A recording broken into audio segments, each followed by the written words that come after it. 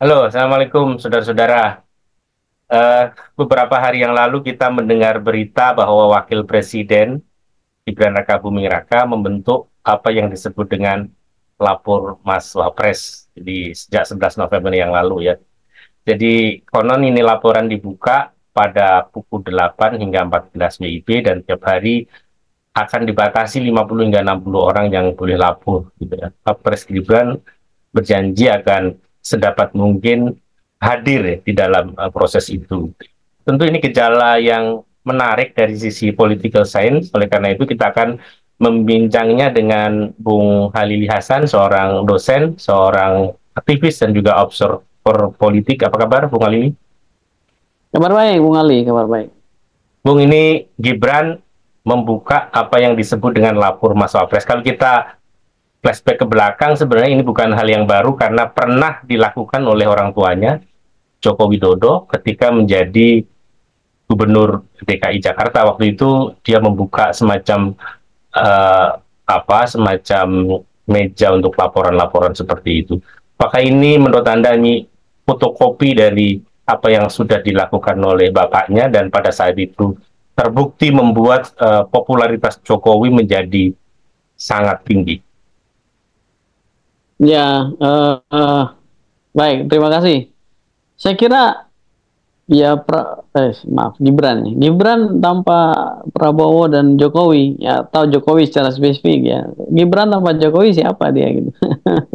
Pada bagian itu dia kayaknya menyadari betul bahwa bapaknya terlepas dari publik suka atau tidak suka, itu berhasil paling tidak membangun semacam eh, apa namanya kekuatan politik yang membuat dia bertahan selama satu dekade gitu. Dua periode itu bukan suatu yang mudah ya untuk kemudian dikerjakan secara detail, dan kecermatan Jokowi itu kan sesuatu yang pasti dihitung betul oleh Gibran untuk kemudian ditiru. Nah, lapor Mas Wapres itu salah satunya. Yang menarik itu kan bagaimana kemudian kita lihat ini dalam konteks konfigurasi elit gitu ya. Ya kita tahu bahwa Gibran itu banyak apa namanya sepelekan gitu ya. Ya kita tahu lah bahwa orang begitu banyak di antara masyarakat kita itu yang melihat sosok Prabowo bukan sosok Gibran gitu. Maka Gibran tanpa Prabowo itu siapa gitu. Itu satu. Yang kedua, ya Gibran disorakin itu, wakil presiden kita itu disorakin di banyak tempat itu, publik sudah bisa tahu itu. Ya misalnya di pelantikan saja itu kan itu ada gitu ya, bukan hanya pada Gibran sebagai seorang person, tetapi secara lebih besar lagi pada keluarga Pak Jokowi gitu ya. Ketika Gibran itu membuka MTQ for free ya di Palangkaraya, dan pada saat itu saya ada di Palangkaraya, dan ya kita mendengar informasi betapa dia disoraki sedemikian rupa karena tidak memberikan sambutan dan seterusnya. Pada bagian itu kemudian ya saya melihat bahwa di diri Gibran dan timnya tentu saja melihat bahwa di tengah-tengah konfigurasi elit gitu ya, di tengah-tengah dinamika elit yang tidak terlalu menguntungkan dia, dan juga di tengah dinamika publik yang tidak terlalu menguntungkan dia, ya penting untuk membangun satu terobosan yang memungkinkan dia terus dibincang oleh publik gitu. Dan lapor Mas Wapres itu salah satu cara untuk dia berdinamika dengan dinamika eksternal di sekitarnya, elit publik gitu ya, yang sebagian besar itu tidak menguntungkan dia. Begitu Bung Ali. Oh, kalau kita lihat ini berarti tidak substantif ya sebenarnya. Ini hanya festival untuk membuat wakil presiden menjadi relevan untuk terus berada di tengah publik gitu ya. Ya, ya, ya, saya setuju dengan itu. Jadi ini lebih ke simbolik, ini bahkan festivalis kita bisa katakan demikian gitu ya.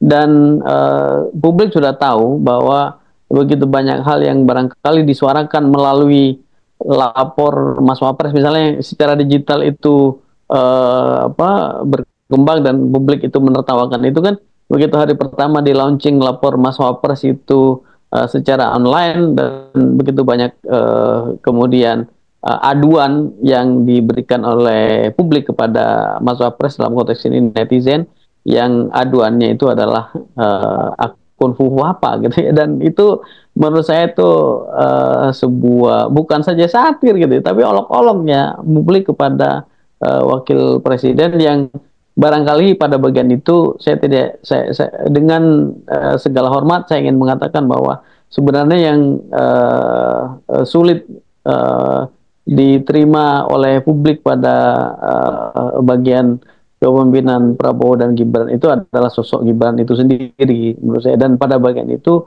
kemudian menjadi penting untuk membuat semacam festival-festival yang secara substantif sebenarnya kalau kita bicara dalam kerangka sistem politik mestinya itu menjadi input, tapi karena niat utamanya itu bukan untuk memperbaiki atau memberikan ruang bagi politik, tapi lebih untuk festival bagi dia yang bersangkutan di ruang publik, maka saya cenderung skeptik ya, dengan skeptical. Saya skeptis dengan bahwa ini akan lebih dari sekedar soal festival itu. Begitu.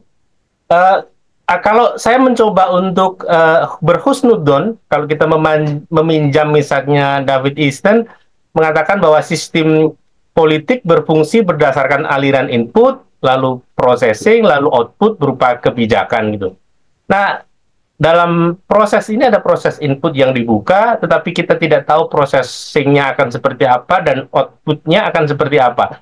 Jangan-jangan kalau kita kembali misalnya mereferensi kepada apa yang terjadi pada zaman dahulu, Orde Baru mengatakan bahwa aspirasi kita tampung, jangan-jangan ini juga sebenarnya sama, aspirasi kita tampung, tetapi prosesnya akan seperti apa, outputnya akan seperti apa menjadi tidak jelas. Gimana menurut Anda, Bung Ali? Ya, saya ingin melihat dari ini ya, dari pengalaman ya. Saya tidak secara spesifik ingin meragukan gitu ya kapasitas dari tim wakil presiden untuk memproses input yang masuk melalui lapor Mas Wapres. Tetapi kalau kita lihat misalnya apa yang terjadi di mana di Solo gitu ketika dia menjadi wali kota, Nah, itu kan ya ketika dia menjadi wali kota sebenarnya ya tidak banyak input publik yang direspons secara memadai oleh wali kota waktu itu. Kalau Solo tampak wah gitu ya, saya kok cenderung ingin mengatakan bahwa kepercayaan diri seorang wali kota itu lebih karena bapaknya yang seorang presiden gitu ya. Dan sekarang saya kira pada bagian itu kita harus katakan bisa jadi prosesnya akan gampang, kalau akan lebih gampang bagi dia untuk memproses input yang masuk melalui lapor Mas Wapres itu kalau tim di sekitarnya gitu ya, atau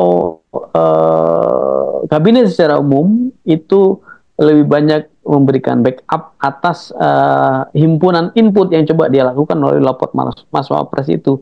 Jadi bukan soal kapasitas processing sebenarnya, karena ya kita tahulah negara selalu punya, apalagi wakil presiden itu selalu punya seluruh sumber daya untuk memproses input yang masuk. Masalahnya kemudian apakah dia cukup punya political capability gitu ya untuk memproses itu. Saya agak ragu dengan itu, kecuali kabinet itu sepenuhnya support 1000% terhadap apa yang dia lakukan. Kalau kabinet itu sepenuhnya mensupport dia, ini kurang lebih akan seperti fenomena Solo, di mana dia cenderung akan perform ketika dukungan politik itu besar untuk dirinya. Kira-kira begitu, Bung Ali.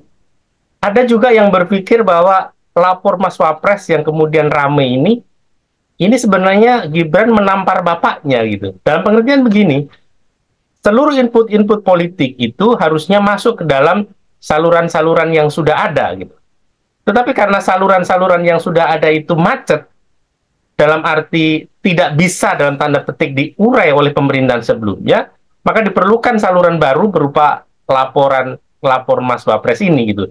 Jadi orang ada yang berpikir seperti itu, bahwa kegagalan membangun satu saluran politik yang lancar, kemudian processing yang benar dan kemudian output yang memadai, itu kemudian melahirkan kemampatan baru atau kemampatan yang kemudian dibutuhkan saluran baru berupa lapor Mas Wapres ini. Anda melihat ada gejala itu nggak sebenarnya bahkan?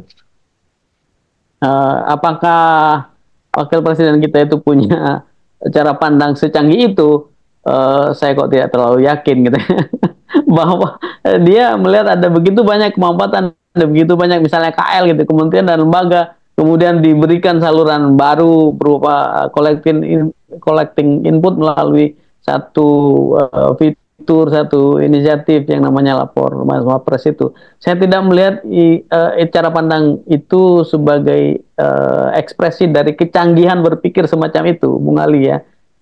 Menurut saya yang lebih cenderung terjadi, ya betul bahwa secara substantif memang ada soal.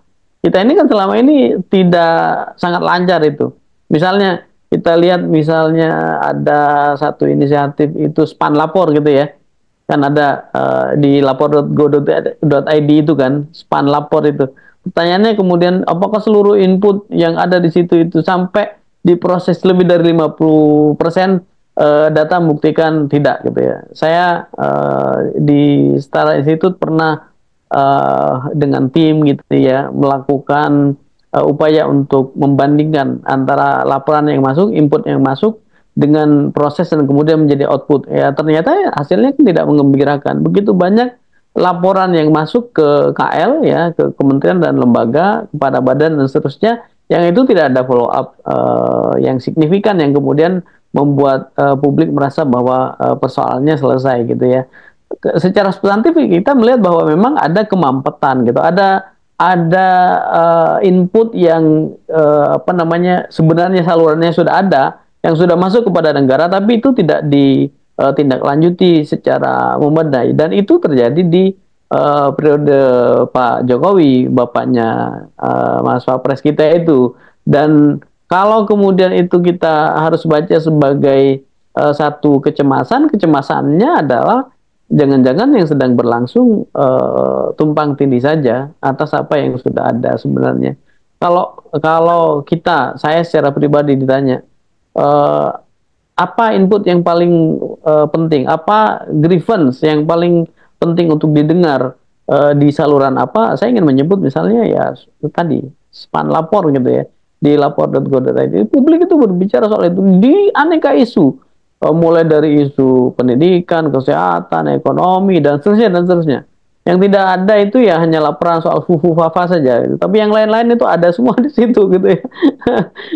dan itu saya kira apa namanya, kalau kita katakan dalam logika yang tadi kita disitir oleh Bung Ali soal David Easton ya, kita pakai itu dari logika bekerjanya sistem politik. Saya kira ya pemerintah termasuk wakil presiden sebenarnya tidak kekurangan bahan untuk mendapatkan input dari publik agar itu bisa dikelola secara lebih proper untuk menghasilkan kebijakan-kebijakan yang lebih berpihak pada publik. Begitu Bung Ali. Tanpa melalui lapor Mas Wapres ya, sebenarnya ada sebenarnya. Tanpa melalui lapor sudah ada hanya kemudian processingnya yang kemudian tidak berjalan baik. Ini jangan-jangan ini ada ekspektasi tinggi ya publik sebenarnya terhadap laporan Mas Wapres ini, tetapi kemudian kalau kemampuan negara dalam mengolah input itu menjadi output itu tidak memadai, jangan-jangan ini akan menjadi backfire ya, karena berujung pada kekecewaan yang masif gitu. Anda melihat ada kemungkinan itu? Kemungkinan itu besar sekali. Bahkan saya ingin mengingatkan Wapres gitu ya, bahwa ini potensial akan melipat gandakan kekecewaan itu gitu ya. Karena ketika masuk ke saluran yang selama ini ada gitu ya, itu tidak ditindaklanjuti dengan memadai, kekecewaan publik pada bagian itu sudah tinggi. Jadi publik itu pada akhirnya kan seperti diperintahkan untuk menyelesaikan soalnya sendiri, masalahnya sendiri gitu ya. Dan ketika ada lapor Mas Wapres sebagai saluran lain gitu ya, untuk kemudian mengakumulasi keluhan, laporan, pengaduan dari publik, itu potensial untuk menjadi sarana lain bagi penumpukan kekecewaan publik. Jangan salah, kalau kekecewaan itu menumpuk, tidak saja apatisme yang akan apa namanya dihimpun oleh negara, tapi bukan tidak mungkin yang akan terjadi justru publiknya lebih agresif karena mereka sangat kecewa dengan proses yang berlangsung, antara lain melalui lapor Mas Wapres itu. Jadi lapor Mas Wapres itu bisa jadi di ujung, at the end of the day, dia akan menjadi semacam disinsentif politik bagi Mas Wapres. Begitu, Bung Ali. Oke, Bung, yang pasti kita masih berharap bahwa lapor Mas Wapres ini bukan pemberi harapan palsu atau PHP, karena bagaimanapun juga yang melakukan laporan adalah masyarakat yang ingin solusinya atau masalahnya ada jalan keluar. Tetapi diagnosa politik yang kita gunakan hari ini eh, mengindikasikan atau berpotensi terjadinya kekecewaan masif dari publik yang ingin persoalannya diselesaikan itu. Tapi waktu yang akan menjawabnya, kita masih menunggu bagaimana proses processing dari seluruh laporan yang masuk ini. Terima kasih Bung Halili atas perbincangannya. Sama-sama, sama-sama. Kita akan membincang topik-topik yang lain yang juga hangat yang menjadi perbincangan masyarakat Indonesia saat ini. Terima kasih Bung Halili atas Terima waktunya. kasih, sama-sama. Ya, Selamat Assalamualaikum warahmatullahi weekend ya, wabarakatuh. salam. Waalaikumsalam warahmatullahi wabarakatuh.